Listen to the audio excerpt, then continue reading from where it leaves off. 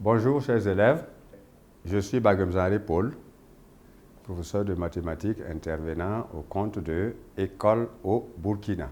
Nous allons ensemble poursuivre notre programme en activité géométrique, chapitre 2, dans lequel nous allons découvrir la notion de position relative de deux droites du plan. Ceci dit, chapitre 2, activité géométrique.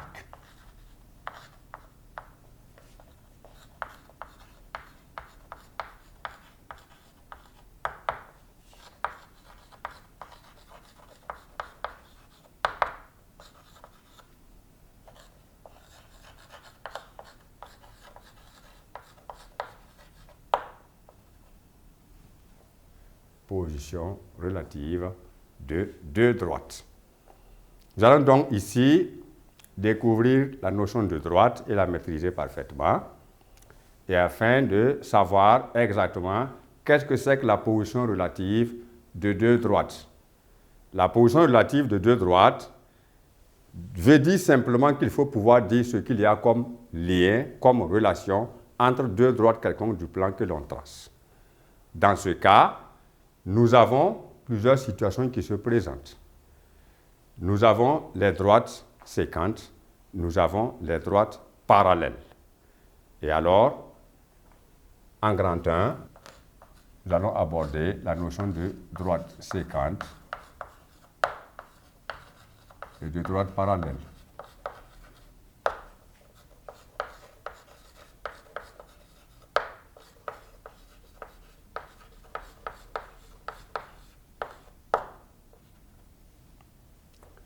Alors, lorsque nous parlons de droite séquente, retenez simplement la définition du mot séquent, qui veut dire simplement des choses qui se coupent. C'est tout.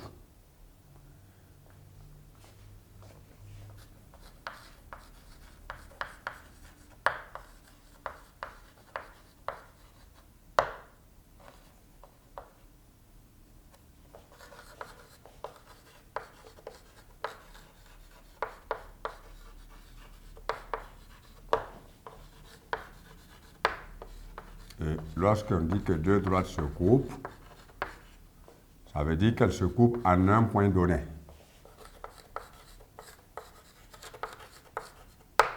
Et ce point est un point commun à ces deux droites.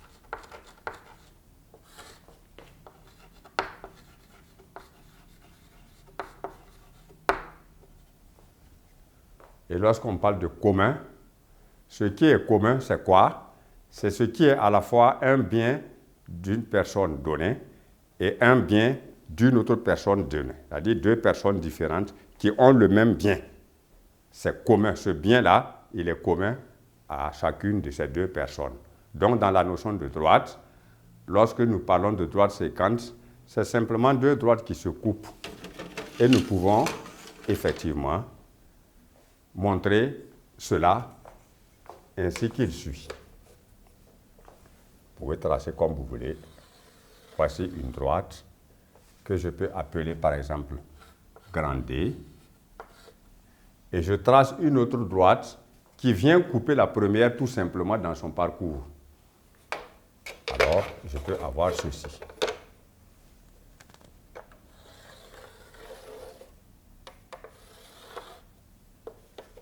Et cette droite-là, je vais l'appeler par exemple petit d, comme nous n'avons pas désigné de points par lesquels chaque droite passe. Nous voyons maintenant que chaque droite dans son parcours arrive à toucher l'autre. Et nous avons un point d'intersection appelé par exemple par le nom de A ou de I ou de B. On peut donner n'importe quel nom à ce point-là.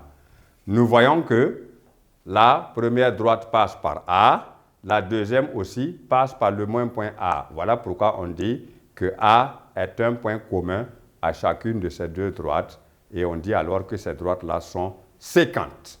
Donc, ces deux droites qui se coupent simplement en un point. Ensuite, nous allons voir la notion de droite parallèle.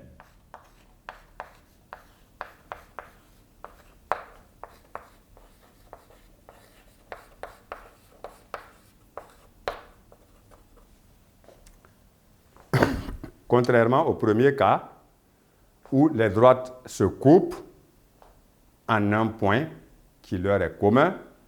Dans ce cas de droite parallèle là, c'est deux droites qui ne se touchent jamais. Chacune fait son parcours comme si l'autre n'existait pas. Alors, ce sont donc deux droites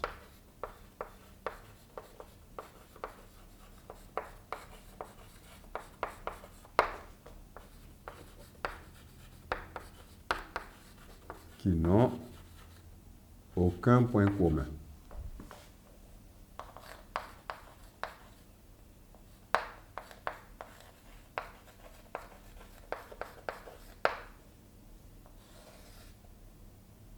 Donc, qui ne se touchent jamais.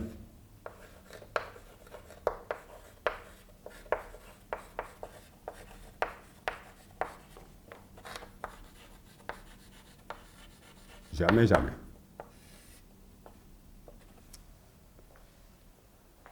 Alors, dans ce cas-là, on peut aussi illustrer cela, cette définition de droite parallèle, par un dessin comme dans le premier cas. Alors, ici, vous tracez une droite première, comme vous voulez.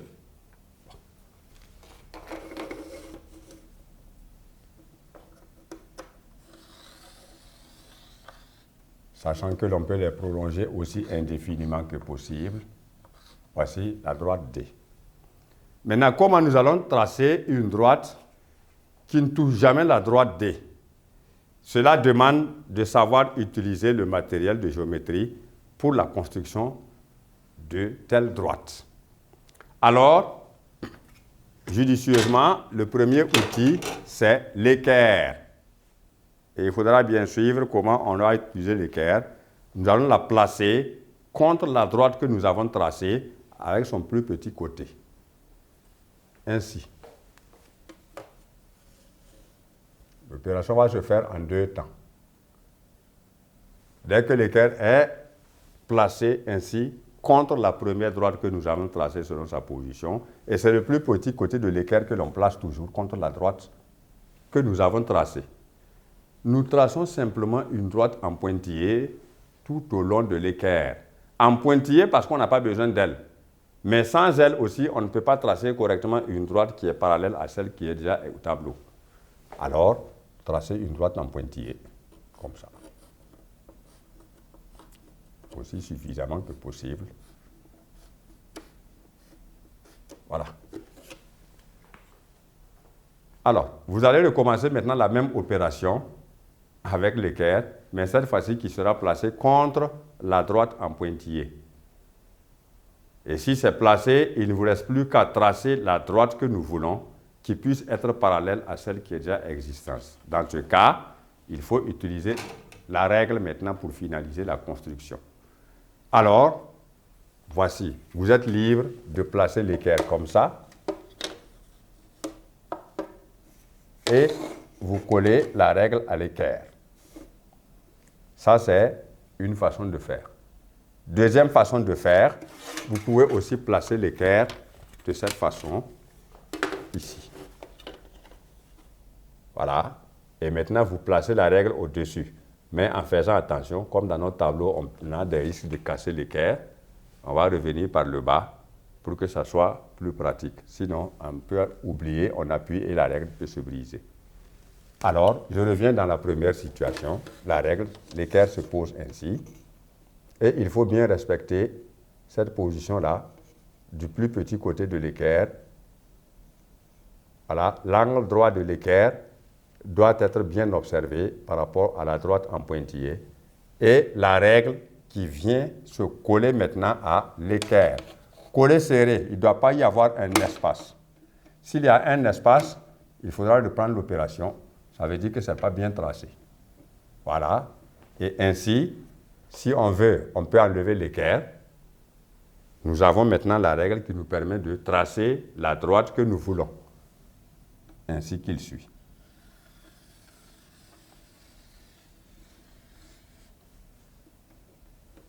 Vous enlevez votre matériel. Vous avez tracé donc une deuxième droite.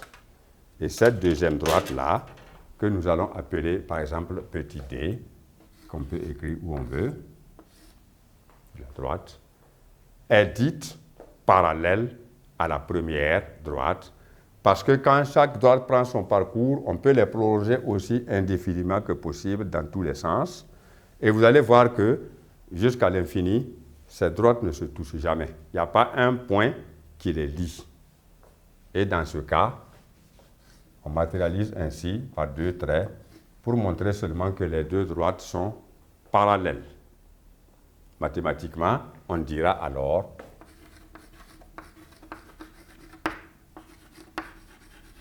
que la droite petit d est parallèle à la droite grand D, ou encore que la droite grand D est parallèle à la droite petit d. Voici la notation mathématique. Dans le cas des droites séquentes, il n'y a pas de notation mathématique appropriée. Il y en a qui utilisent une étoile, il y en a qui utilisent d'autres signes. Bon, il n'y a rien de mathématique pour l'instant qui désigne que deux droites sont parallèles, comme dans ce cas. Donc, quand vous voyez ces deux traits-là, ça veut dire que les droites que vous avez sont parallèles. Donc, ne se touchent jamais, n'ont aucun point commun. Voici donc ici la notion de droite séquente, où il faut tracer seulement deux droites qui se coupent en un même point, ou en un point tout court, qui est commun à ces deux droites-là. Ici, on ne peut pas construire au hasard, il faut utiliser toujours l'équerre afin de pouvoir respecter la notion de parallélisme entre ces deux droites. Alors, pour cette séquence de droite séquente et de droite parallèle, c'est terminé. Voilà comment vous pouvez illustrer, voir dans le dessin, quand est-ce qu'on dit que des droites sont séquentes, quand est-ce qu'on dit que des droites sont parallèles. Maintenant, lorsque vous avez une situation de droite parallèle, ici, les deux droites-là sont vues distinctement. Ça veut dire, on peut effacer l'une et l'autre est là, et inversement. Mais il y a des situations de droite parallèle où on ne peut rien effacer. C'est le cas de ces droites-là. C'est une particularité.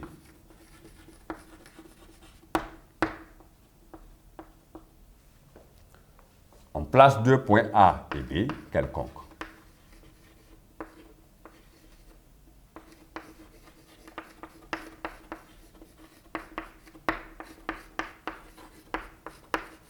Puis, on trace la droite D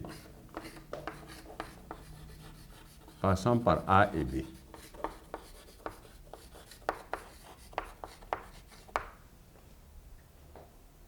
Ainsi qu'il suit.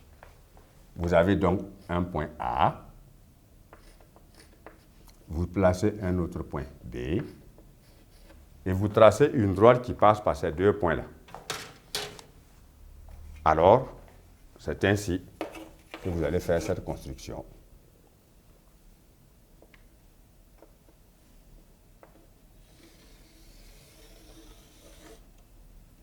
Voilà.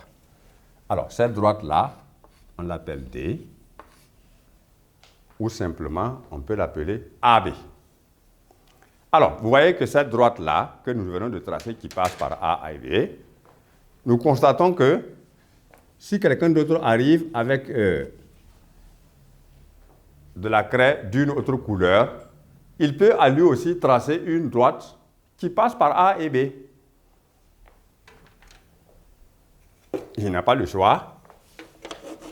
Ça, c'est une droite première qui s'appelle D, qui passe par B, A et B. Voilà une droite deuxième que l'on peut tracer. Pardon.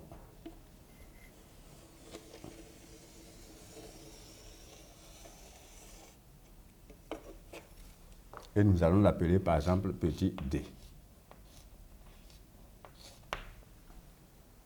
Le constat est simple. Ça veut dire que chacune des droites petit d et grand D passe par les deux points A et B qui sont placés dans le plan. Nous constatons ici simplement qu'il n'y a pas deux droites visuelles, physiques, mais il y en a une seule. Pourtant, nous avons tracé deux droites. Dans ce cas-là, nous disons simplement que la droite D est égale à la droite petit d. Grand D est égal à petit d. Voilà. Ou encore, on dit que ces deux droites-là sont confondues.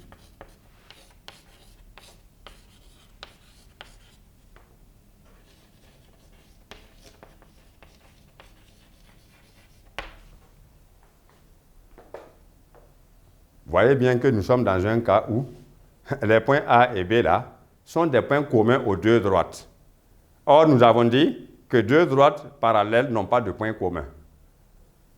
Ça veut dire quoi? C'est dans le cas où les droites là sont vues distinctement, séparément, indépendamment l'une de l'autre. Or, ici, celui qui parle de la droite D qu'il voit, parle aussi de la droite petit d qu'il voit, mais qui ne sont pas vues distinctement parce que si j'efface la droite grand D, du même coup, j'ai effacé la droite petit d, et inversement. Voilà pourquoi nous disons mathématiquement que les deux droites-là sont égales. Et donc, par convention, deux droites qui sont égales sont aussi dites parallèles.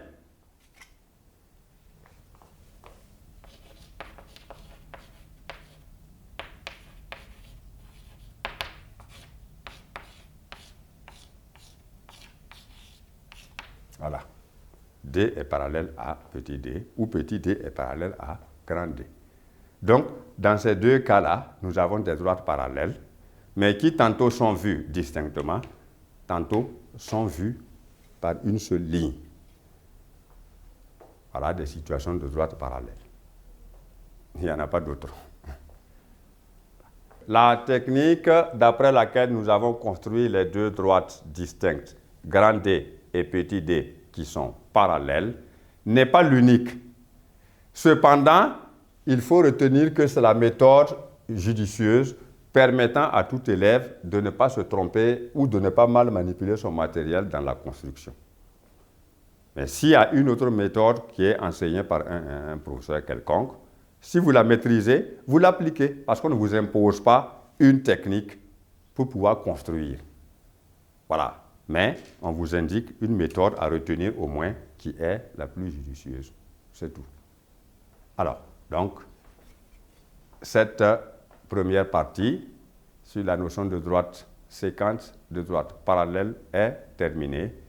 Et nous allons devoir poursuivre maintenant avec le parallélisme. Parce que dans cet aspect maintenant, nous allons pouvoir découvrir clairement la notion de position relative de deux droites à proprement parler.